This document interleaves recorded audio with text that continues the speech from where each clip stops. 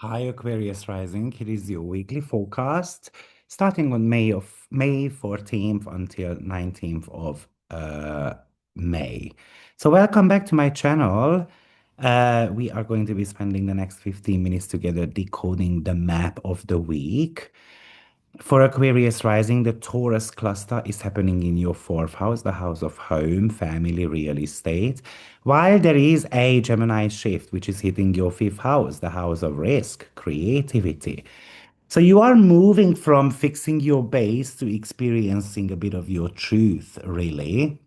You are coming out of your cocoon. That's how it feels like it. You are moving into more of a fun zone. So we've got the Sun, Mercury, Ceres, Atlantis in Taurus. So you are looking at your infrastructure really. This is the day or period you realize the roof needs fixing or the family business has a structural flaw you have ignored. This is asking somehow to check your property, your lease, your living expenses. Use the series energy to nurture your home base. And if you are buying a property or signing a rental agreement, read the fine print twice. That's very much the Atlantis warning sign there. And do settle family debt. So if you owe a family member money or even just an apology, handle it now while the energy is grounded. Whether it's a literal pipe or a financial leak in your home budget, Atlantis says it will flood. So don't ignore it. Don't buy a house or sign a long-term lease just to show off. Focus on the stability rather than the status. And don't try to skip the legal stuff in domestic matters today. It will haunt you. So we need to be playing the fair game here. Now, Mars makes that conjunction to Chiron in your third house, the house of communication and local environment. So you may have a wound regarding your voice, feeling like you aren't smart enough or shouldn't speak up. And this is an invitation to send that hard email out, to kind of back up or back yourself up or stand up for yourself, basically. Mars is here to address a conflict with a sibling, a neighbor, to confront them, or even a colleague of yours. However, physical movement helps to kind of process this raw nerve energy, so we can do that. But it's very easy to get into arguments as well because we might become very defensive if someone is trying to push their truth onto us. And you need to be advocating for your ideas. You might be self-censoring yourself. So today is this day to speak the uncomfortable truth, to share your ideas with others, no matter how silly it sounds or whether you are going to be kind of like rejected for it. Maybe, because Mars rules this transit, you might be tempted to cut people out of your life or to cut people with your intellect. Maybe that's not the smartest idea. This might be also talking to you about having to get your car fixed or checked out.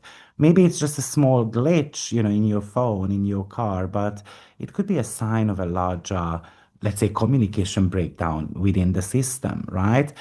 And Aries wants to sprint, but the new moon, for example, in Taurus says measure twice before, like speak once. So this is about not necessarily rushing the conversation, listening and hearing and talking. It has to be all balanced out. Now, we do have got Mercury and Uranus conjunction happening in your fifth house. And Mercury is, of course, in the house of romance, is the ruler of your romantic department. So um, maybe it's suddenly we are meeting someone completely new. Maybe this is about you having some creative genius ideas. So this could really talk to us about like a creative jackpot, a lightning bolt of how I can make money, a eureka moment for a personal project, or just wanting to enjoy life, meeting up friends, for example, or even celebrating with your friends, going out with your children and having a great time. But, it's about what I create and how much I potentially enjoy it. It says, do you launch the weird ideas? If you have got a creative project that felt too avant-garde or risky, then maybe I want to be putting it out there. The audience might be ready for this specific brand. Or if you are dating, an unexpected message or kind of like that swipe on Tinder could lead to a very fast, intellectually stimulating connection with someone. And also, this is a bit of a game theory mindset, maybe to a business problem, to the solution that comes through play, not necessarily through to-do lists. However, don't gamble more than you can lose. So Uranus in the fifth house can bring big win, but big shock as well. So risk have to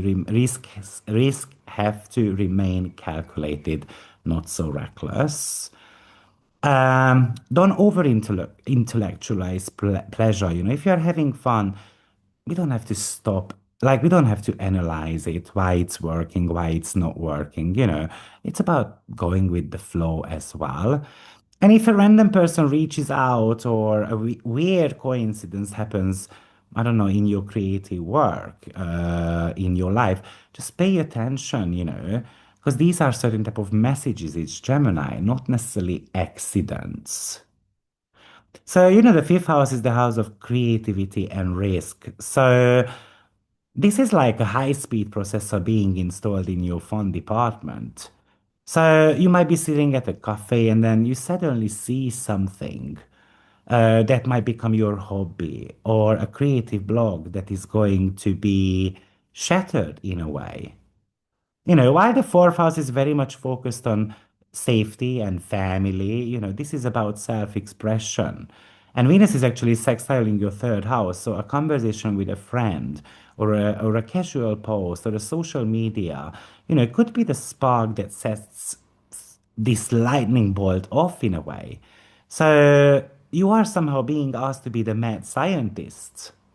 That's Uranus and Mercury together. Now, Mercury is squaring your nodes as well.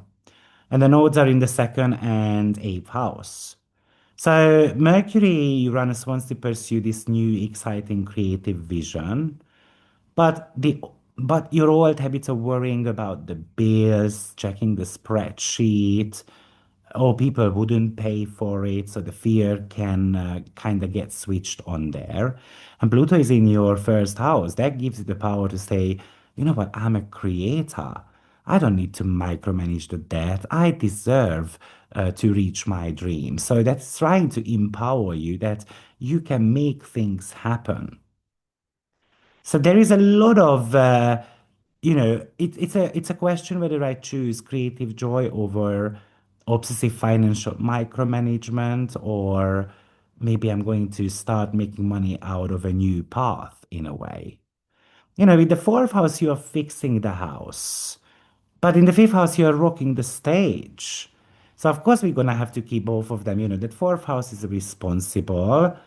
But responsibility can also talk you out of some super genius ideas. So that's why, that fifth house is getting stronger and stronger, trying to make you um, take a bit of a risk, really.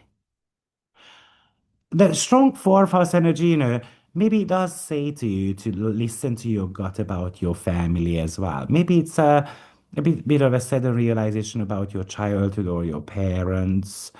Maybe this is about you hosting a bit of a dinner party.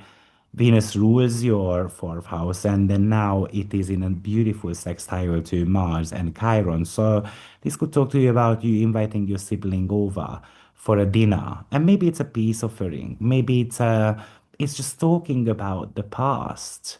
But it could be a friend of yours as well. And maybe this is going to be a financial tip, for example, that they are able to give you.